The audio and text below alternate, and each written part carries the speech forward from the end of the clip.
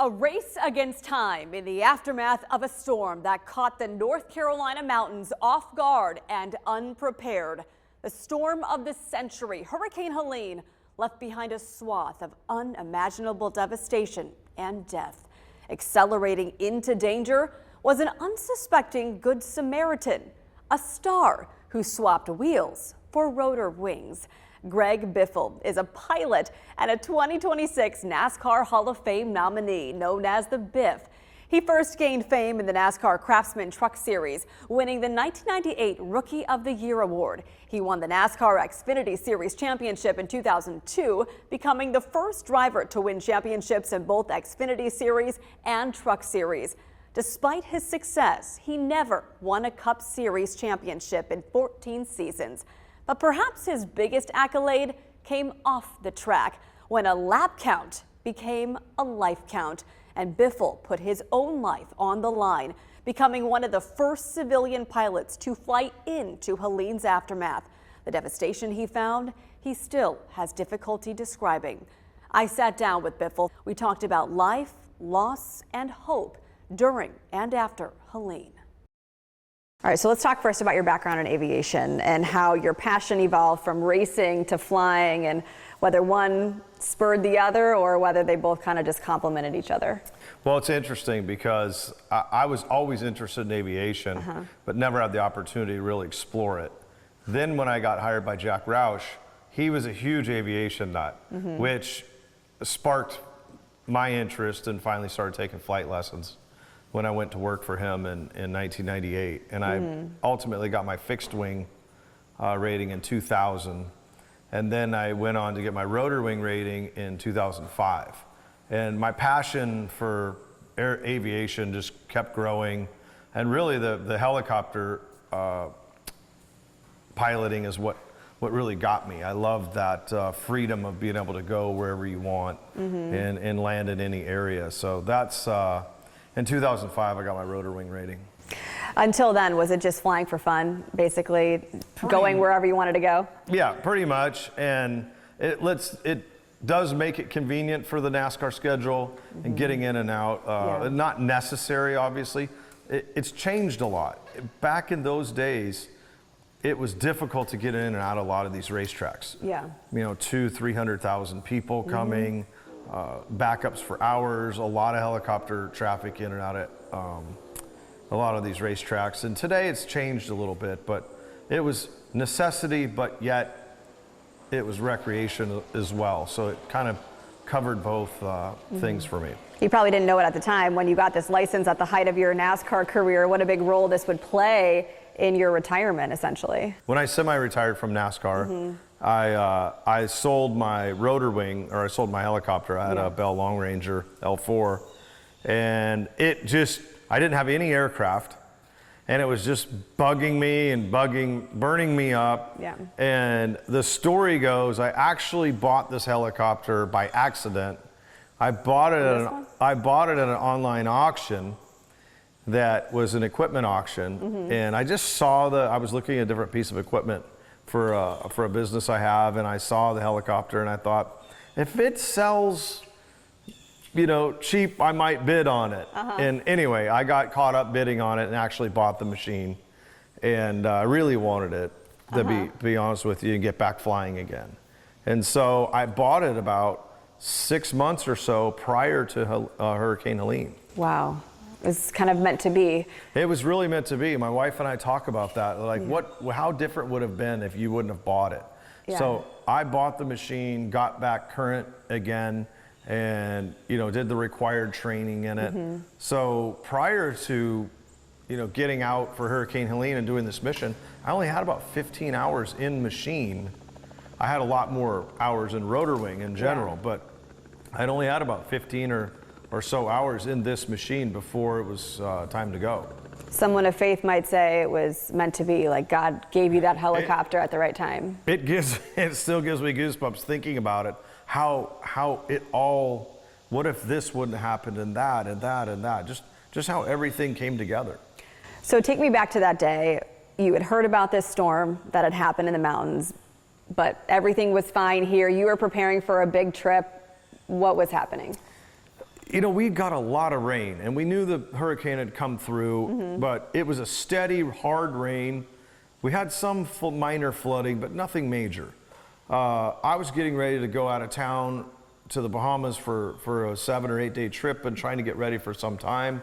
I was working on a little 20-foot skiff at my shop, and my phone was just ringing and ringing and ringing. And so I checked to see what it was, and somebody sent me a Facebook post, Stephanie, and said, "Do you want to go flying today?" with a question mark. And I looked at the post, and it was a family that was stuck in Banner Elk in an Airbnb that, you know, they were only planning to be there for a few days. They were out of formula, diapers, and the road was washed out. And so what started out to be helping one person is what, in my mind, I thought, well, this one family needs help. And right then my wife came up and said, "Are you gonna go?" is all she said.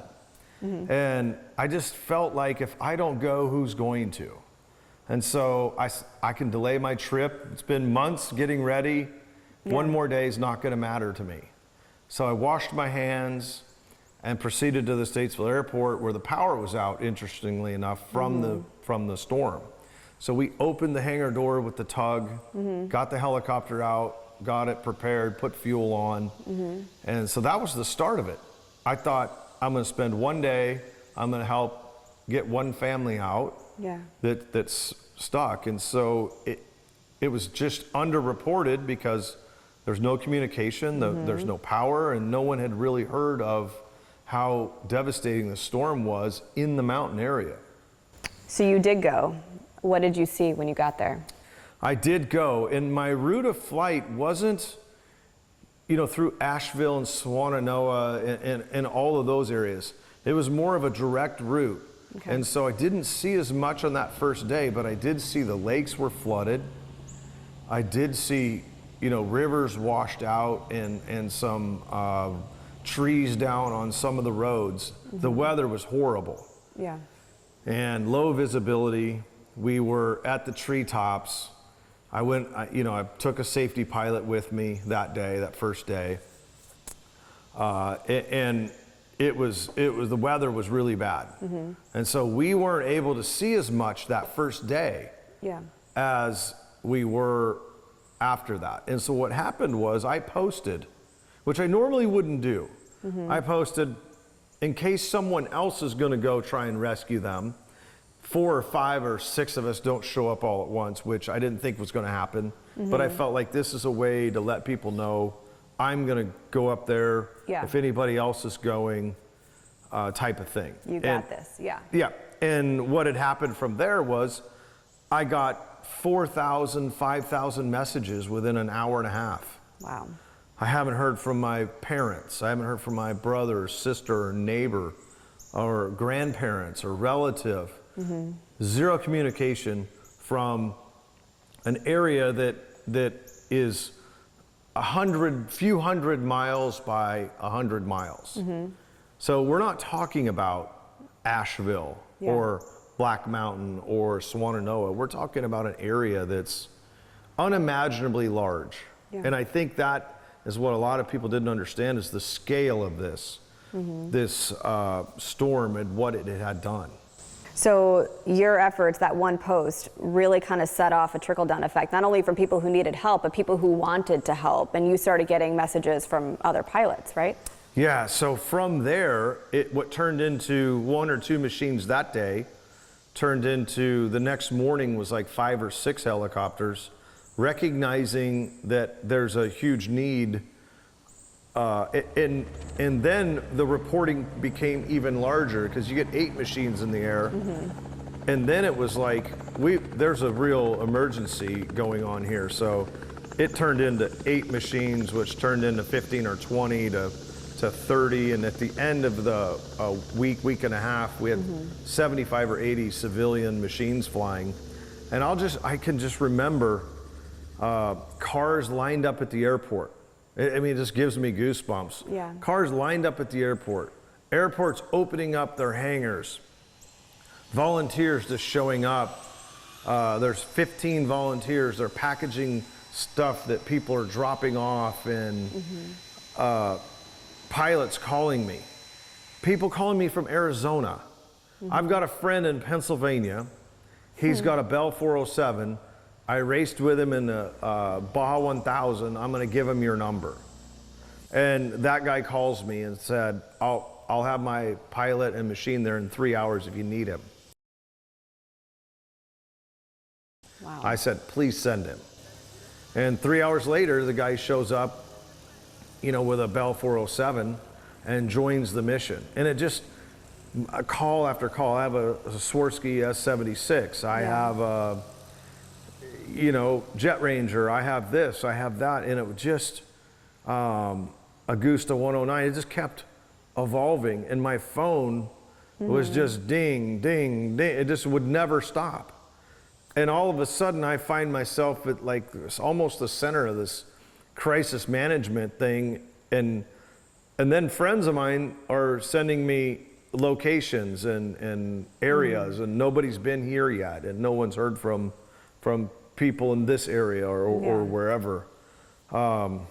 It just came out of the ground so fast. It was incredible. The center of crisis management in a life or death situation, that is a lot of pressure. It was, and I wasn't prepared for it. It's my first time being in that situation, and we're, you know, getting supplies and flying in, and like I said, everybody jumped in. Stephanie from Victory Air was probably instrumental in this. She was well organized, you know, runs a bunch of aircraft in management when it comes to that.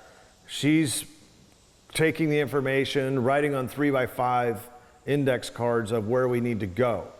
As much information as possible, an address, coordinates if she can, hands it to you, and here are the supplies they need, whether it be insulin, baby diapers, formula, water, food.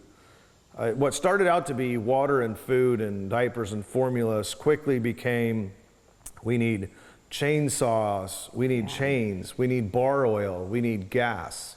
Because not only was the road washed out, but there's a tree down about every 30 or 50 feet along every roadway, every driveway.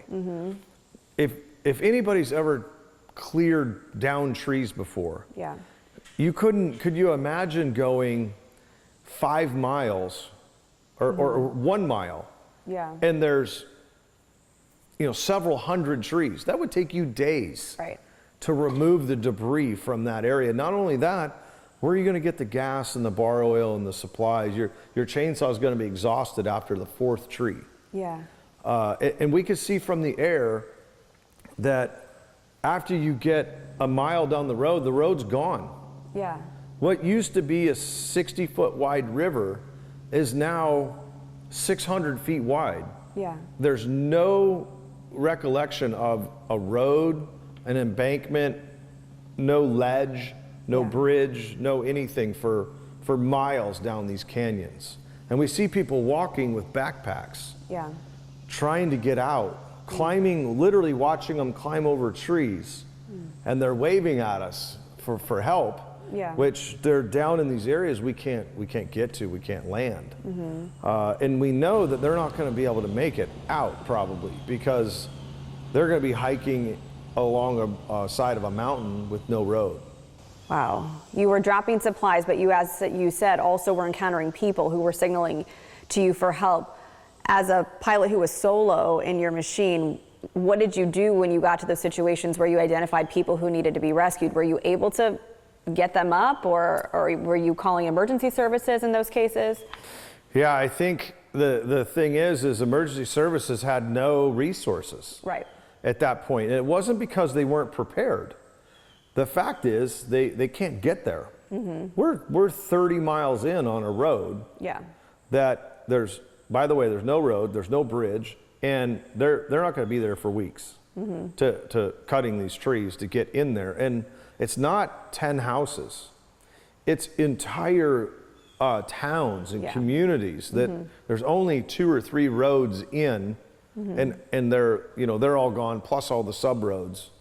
So there was no one to call. The only way that these people were going to survive till someone got in there is by air and by bringing supplies in. So what we did was with the communication started to come out of the ground, so to speak, and we found out the areas and we told them that we need landing zones, and we could see them from up there.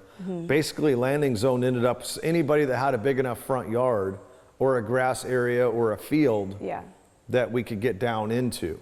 So we started landing, dropping supplies, and it was amazing to see the communities come together, because people were then taking the supplies and getting them out to where they needed to go.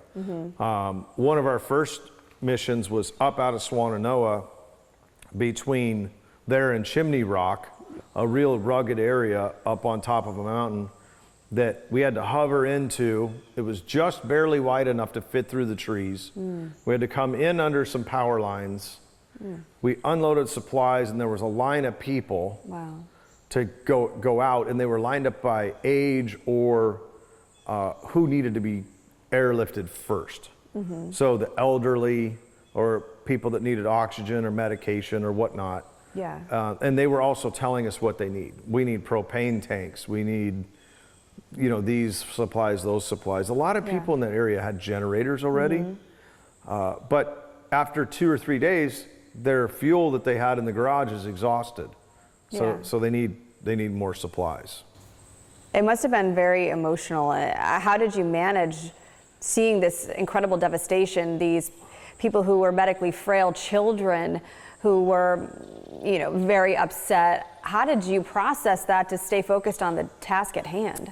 Yeah, I just knew that it was really up to us, and I say us because there was a lot of people that had joined the fight, so to speak, to get the supplies in and airlift the people out. And we just knew we were their only way out. They're not because other agencies, weren't helping. They just didn't have a way to help.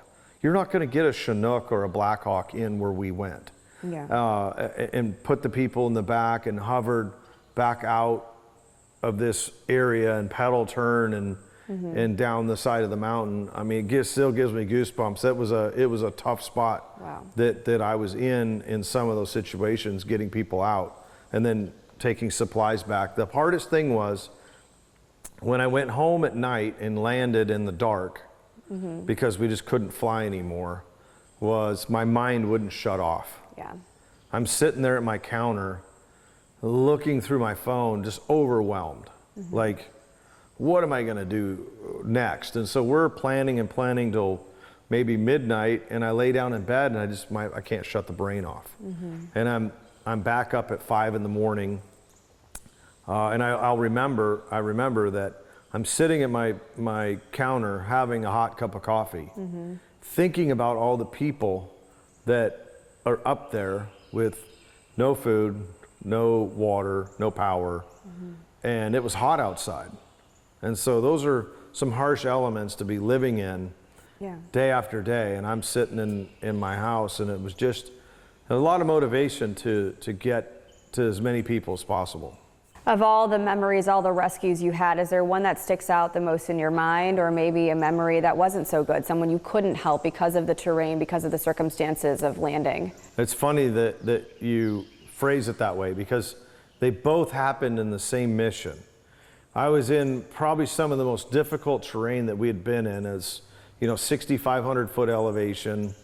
We had someone that needed insulin, and baby formula and diapers seemed to be high on the priority list because it runs out quick, and there's, we can get by. Children or young infants can't. There's kids that are 10 days old, right? That need supplies. So we were looking for this area in some of the most rugged terrain, and all we have is a 3x5 index card with lat long or potentially an address. There's no service. So we are looking at our GPS map. I've got a navigator guy or safety pilot for the most part, was with us most of the time. And we're looking for this landing area or these people. And a lot of times we don't know what the message is. It's broken. Do they have a landing area? What are we gonna find? And I'm flying we got to keep some momentum. So I can't fly slower than about 50 or 60 miles an hour because it's not safe. Right. If I have an engine failure, I have to find a place to land.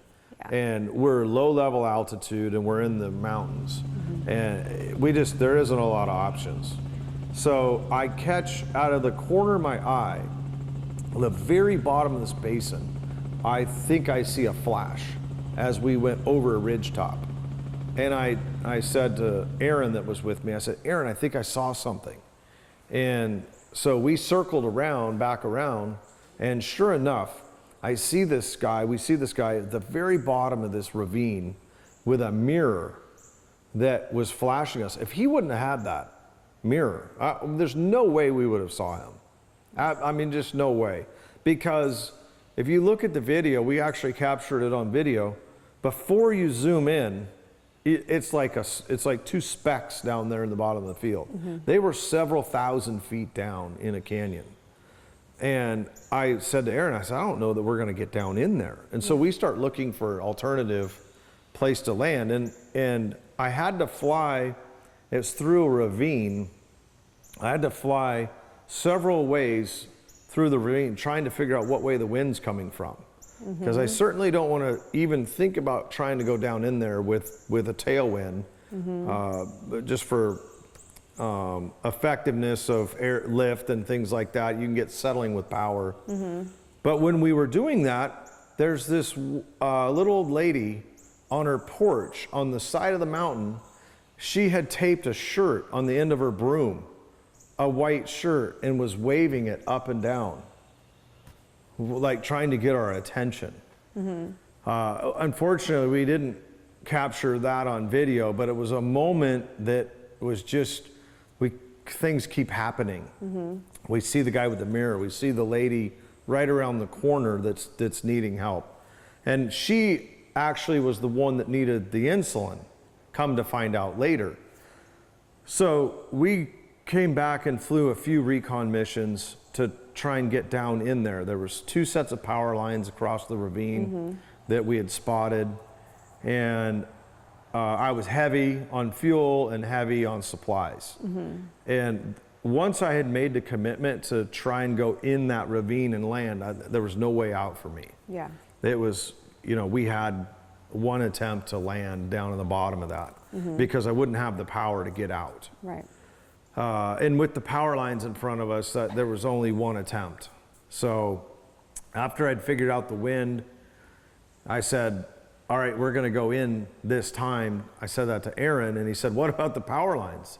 I said, well, we're going to go under them because we don't really have a choice to get down in there. So we descended down and got all the way down in that field, and it was real uneven. And when I tried to sit down, the field was soft.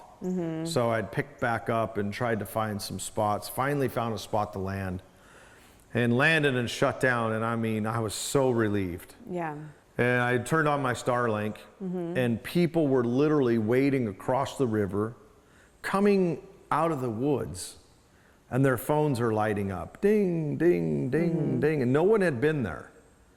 This is like day 3 or 4. No one had been in there, and they hadn't had communication with anyone. So the Starlink came up, their phones came on, and they literally started talking to their parents, their neighbors. We're alive, right? And it's kind of chilling to think about that no one knew whether they were still alive or not. Wow. And they knew about the lady around the corner that needed the insulin. Yep. They knew about the people up on the hill that had a special needs child. And so the supplies we brought, we gave them all the sandwiches, and they were very, very thankful that they got the supplies they needed. Wow. And things they needed. And a lot of them weren't as much flying people out as it was getting supplies in. Yeah. Most people wanted to stay. That was their home. They had nowhere to go. Right. A lot of people said, well, why aren't they getting out of there? Well, where are they going to go? Yeah. And they knew there was hope that they were going to get help sooner or later, and they were going to manage till they got help. That's incredible. You spoke about the Chinooks and the Blackhawks. Talk about the military support, whether it came on time. what it was lacking, what the lessons learned were from this experience should this happen again? I think that it caught a lot of people off guard. I think it caught everyone off guard. Yeah. When was the last time there was a hurricane in the mountains that washed out all the roads, substations, railroad tracks, Yeah. broke every power pole off? Not one. You'd fly down these roads and every single power poles broke off. The water was 60 feet deep in a lot of places over the roadway. So Hurricane Katrina or Sandy, the water was 15, 20 feet deep in places, or 10 feet deep. The water was so deep because in the mountains, it had to go to the bottom. Yep. And so it took out all the infrastructure. It took out, so no one had a game plan of how to get in there. And the Blackhawks and Chinooks, when they showed up, day 3, 4, 5, they got set up at Foothills Airport. Then they were able to get into those bigger areas. And by then, some of the roads were starting to get opened by UTV or, four-wheeler, et cetera. It's still difficult to haul supplies for people on those types of vehicles, but they were getting in there. And so I think it was a combination of things. They were overwhelmed with the situation. Nobody really had a game plan of how to get in there. And the private aviation community, what they did was amazing. And from fixed wing, we're bringing supplies. And we started at Statesville, we moved to Hickory, and then we moved to Foothills, Morganton Airport. So we kept getting closer to where we needed to do the drop so that our airtime could become more effective, and our trips we could get more supplies in a shorter amount of time. So what started out as one day turned into 13 days and probably over 60 hours in the air, really morning till dark every day. If you had to estimate, how many missions do you think you flew in those 13 days? We ended up flying probably, on average, I would say 6 or 8 missions a day, probably on average. I think it was definitely more than that on some days, especially in the beginning. I say that, but then we were making 45-minute runs each way because we're coming all the way to Statesville to get supplies. So we weren't able to get as much done as we could as we got closer. Then we were able to be more effective and shorter lifts up in there. But by the time we exhaust the fuel, we have to shut down, refuel, get supplies. And then I was sort of being a liaison with coordinating aircraft and supplies and things like that. I did end up spending a few hours on the ground, trying to make some of this come together and find out where we needed to go. You have such this presence in the community. You're very well known. Were there ever moments during these missions where someone looked at you and asked, wait, are you who I think you are? Or was it just so high stress in the moment, everybody was focused on just getting the supplies in and out? I think in the moment it was so high stress, people were, just thankful you were there. Yeah. And I did get several times of that, Wait. yeah, are you Greg Biffle? And I said, yes, I am. And but people really respected that and were just thankful that someone was there, more than anything. And I don't know that they expected me to be there a lot of times. So we were in a lot of the areas. I met a lot of great people, met a lot of great pilots. So many people willing to help us. Well, I think athletes realize, especially professional athletes in any sport, what you do off the track, off the field is just as important as what you do on it, and building those connections with your community. And that really played into your favor here and being able to help a lot of people. It was. And I think that one thing that helped me was the recognition I had on the reach I had on social media and YouTube and Facebook, because social media can be good and bad. In this particular situation, it was a lifesaver, because companies like Husqvarna, VP Racing Fuel, just I can't list them all. All of these companies, Furniture Row, they all started reaching out. Yeah, I heard you needed chainsaws. Husqvarna sent us tractor trailer load of chainsaws, literally. VP sent us a tractor trailer load of fuel cans because everybody needed gas for the chainsaw or the generator. Well, we didn't have gas cans. Right. And so these supplies started coming in by the tractor trailer load. A gentleman came from Texas with bar oil, chainsaw bar oil. It was quite amazing to see the amount of people that were willing to help and companies that were willing to help. Your friendship with Garrett, or Cletus McFarland, as viewers might know him, also seemed to have evolved at just the right time. Another kind of piece in that puzzle of, hey, this is all falling in line to be able to help the max number of people. Talk about your friendship with him and how that happened. Yeah, we've created a bond through this Hurricane Helene that probably will withstand anything or time in the future. He called me in the air after I'd landed that first day I mentioned. He called me and said, I could hear his helicopter in the background. He said, we're on our way. That's all he said. And I said, okay. And he said, let's hook up in the morning and, make a game plan. And I said, absolutely. He goes, we're going to stay in Greenville. I'm about 2 hours out of Greenville, and we'll connect in the morning. And I said, okay. I said, well, you're welcome to come to my hangar. I've got fuel, and you can stay at my house if you end up getting, up to this area. You're welcome that or wherever you want. He said, no, we're going to Greenville. So he called me back in an hour and said, all the power's out. He's in the air and there's no lights anywhere. He said, we're coming to your hangar. So he flew to my hangar and I picked him up. And we made a game plan and we were in the air first light in the morning. So it was, it was a huge connection. He was a huge help. Yeah. He went in some areas that were probably a little tougher. Okay. First flight out, somebody threw up in his helicopter. He airlifted some people that were really sick and needed to get out. Took, mother and child out, went back, got the rest of the family. He found some areas that were in tough shape. We all did, obviously. We saw a lot of stuff that it's still just, I go back and think about the mountains of brush that are in the corner of these rivers and the amount of trees and devastation. You just can't explain it, what it's like to see a mountain of brush that's the size of a shopping mall or a huge warehouse building, just crammed in the corner, rocks 20 foot around, rolled down the river. We're flying along and Aaron's like, that's a tractor trailer.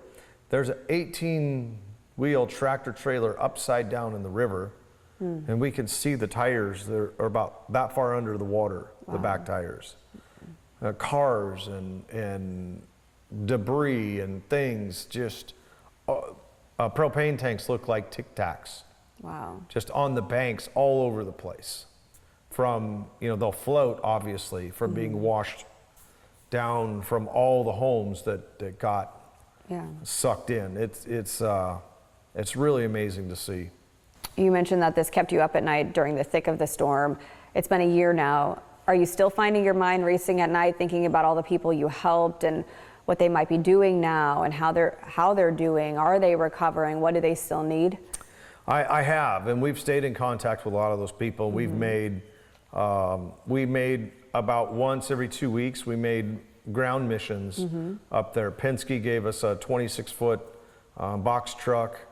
We got someone that donated a warehouse in Statesville. So as these supplies were coming in, as the ground mission started to taper off, it turned into a land-based mission, which we kept up for the next probably 3 months, every week or every other week, as it became more targeted supplies, exactly what they need, what people need versus just dropping things off. So that happened, and then that slowed down to probably every few months now, we will get a request and we'll take supplies.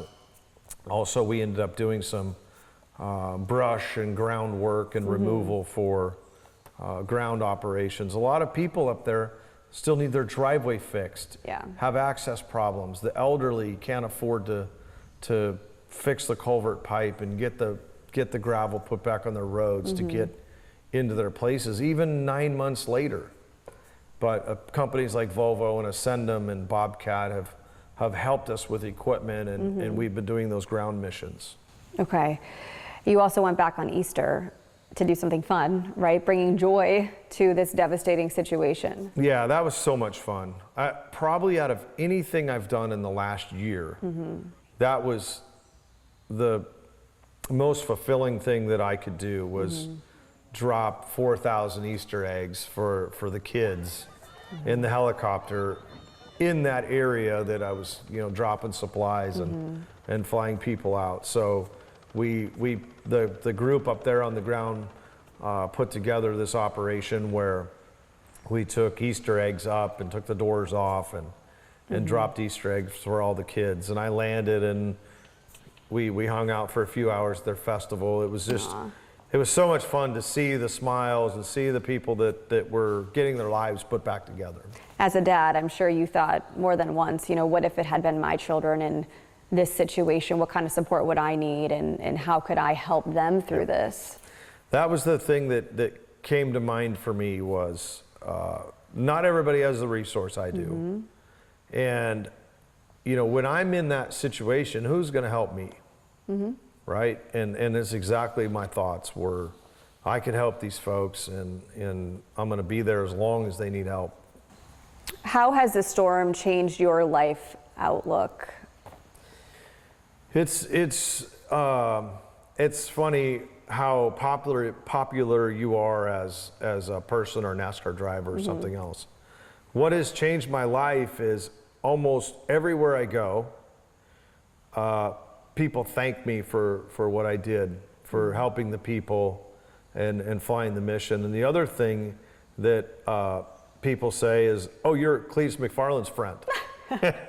I've got a lot of that. So as we became friends and doing things together on YouTube, my YouTube following has gone up, and I enjoy making videos and doing all that. I became a lot more popular now, or a lot more people recognize me for the missions we flew, and being Cletus's friend, and then semi-retired driver. So it's been a lot of fun. I know this wasn't about the fame or the popularity, but a lot of people consider you a hero. Do you see yourself that way? I don't, not at all. I appreciate that, and I enjoy the awards I've got, and the things people have said are very flattering, but I feel like I tell people I did what I expect, or I know I did what anybody else would have done in my situation. If you would have been in my situation, you would have done the same thing. If somebody contacted you and you could have helped them, that you would have. And what's interesting to me, I think back every time, is I was considering whether I should go try and help those people or not for a moment in time, right? Your brain goes through that process of what if? Well, I'm going to have to delay my trip. I'm going to have to do this or do that. Not necessarily is it worth it, but is anyone else going to be able to help them? And again, it was one family in the very beginning, and I made that decision that I'm going to help that one family, which turned into this, which I had no idea at that moment in time.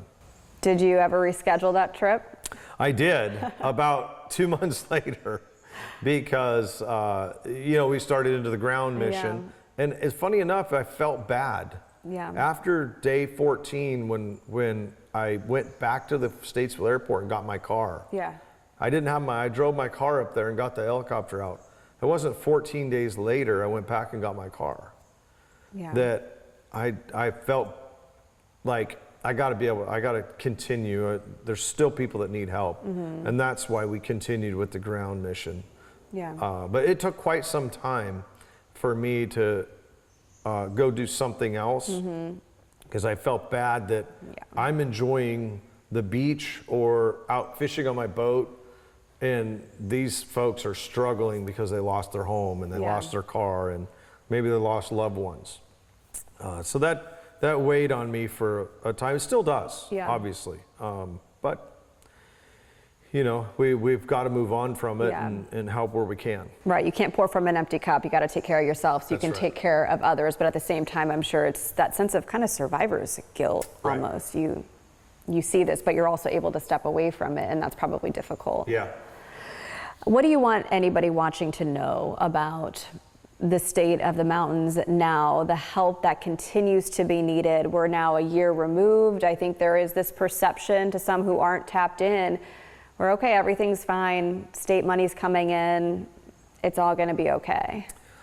I think some of the things that I noticed that we as we made those missions, you know, 3 months after, 4 months, 6 months, is they're getting things put back together, but they still need the tourists in the areas that are coming back online, so to speak. There was areas in Chimney Rock or Swannanoa or Asheville that were getting things put back together, but then they didn't have the tourists or the visitors to keep the restaurants open, to keep the supply house or whatever it might be, the hardware store. I think they needed that help from visitors and people to support that area. I would say if you have an opportunity, you know, search out where those areas are, and we can, you know, as patrons, visit those areas and make a difference for people trying to get back going again, because they still need their driveway fixed. They still need all these things that their housing and just everyday life, I think, is what it boils down to.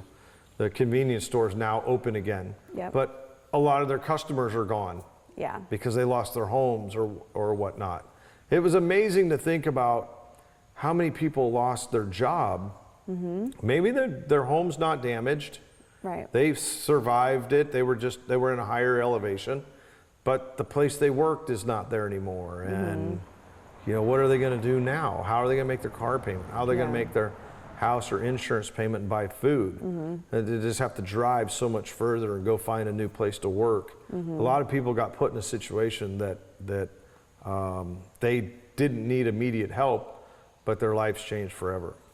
That's incredible. And going back to NASCAR one more time, you know, on the track, a delay in the pit can cost you the race, right? But in the air, a delay getting up can cost a life. That's a lot of pressure. How do you think your experience in NASCAR and racing in general really aided in your ability to do this and do it well? I learned so much from NASCAR and racing. In our world, race car world, there's no we're going to be late, or we're not going to get done in time. We're not going to get the engine back together to make the start of the race. Those things, you just dig and get it done and do it. And there are no obstacles in front of us that we can't accomplish, whatever it is. Whatever it might be, whatever you have to do to make that happen. People are like, oh, it's 5 o'clock on Friday, or it's 9 o'clock at night on Friday or Saturday or Sunday. It doesn't matter. You just got to do it, whatever it takes. And so that mentality goes with me everywhere. I don't know what day of the week it is or what time it is. I just do whatever needs to be done. And that's the way I've always been and will always be. And so I think I learned a lot, and that's taught me a lot, that whatever it takes, you got to do it. Doesn't matter if it's raining, doesn't matter if it's whatever that condition might be. You just have to get it done. What's next for you, personally, professionally? I'm really enjoying YouTube, making videos. I think a lot of people have watched the channel, and we're out doing fun stuff, and I love cars, and I love all kinds of things. So I'm having fun doing that. I'm doing some racing. I raced last weekend, and I'm racing in 3 or 4 weeks again. Yeah. So behind the wheel intermittently, and making YouTube videos, and I'm enjoying it, and raising my kids. Biffle told me he is planning to try to reconnect one-on-one with some of the people he rescued, including the man with the mirror in that now viral video.